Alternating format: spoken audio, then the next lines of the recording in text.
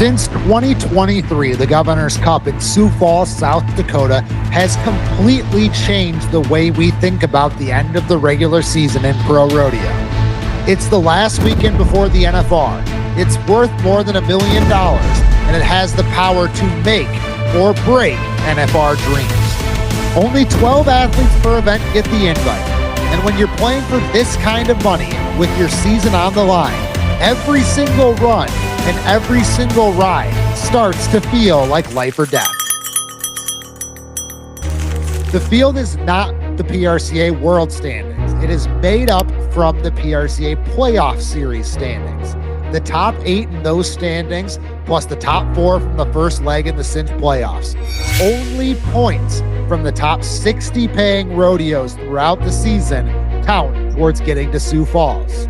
And once you're there, the format allows you plenty of money-making opportunities. 2 rounds, then the top 8 on 2 move on to a semifinal. From there, it's a clean slate short round for the final 4 standing. Even in the go rounds, winners are pocketing 5 figures for victory. And in the finals last year, the breakdown was this: $30,000 for a win, $22,500 for second, $15,000 for third, $7,500 for fourth. It is high-level rodeo at its purest. And here's another interesting things to watch.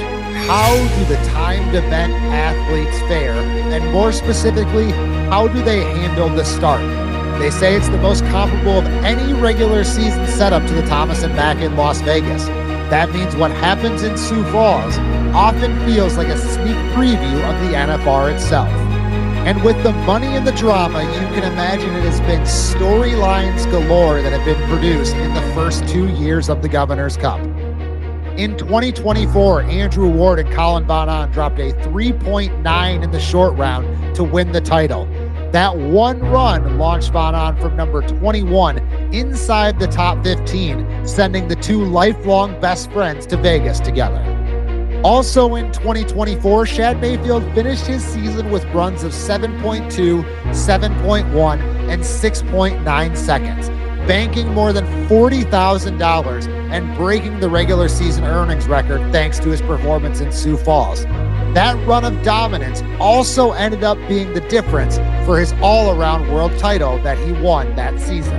In 2023, bareback riders Jacob Lees and Mason Clemens each cleared more than $15,000 in the first 2 rounds alone to jump from the outside looking in, number 17 and number 18 in the world standings, into the NFR field. And in 2023, barrel racer Emily Beisel swept all 4 rounds and won 40% of the event's entire purse, walking away with $43,750 and one of the most dominant single event performances we have seen in recent years in professional rodeo. So what about this year? The table is once again set for even more drama. Can Jacob Lees do it again? He enters at number 18 in the bareback riding, right on the bubble, just like the last 2 years. But 1 round win will likely be the difference between him making the NFR for the 3rd straight season or watching at home for the first time since 2022. Bull rider Kai Hamilton has been on an absolute tear, winning more than $80,000 since August 29th. Can he stack another pile of money here and make that bull riding race much more interesting heading into Vegas?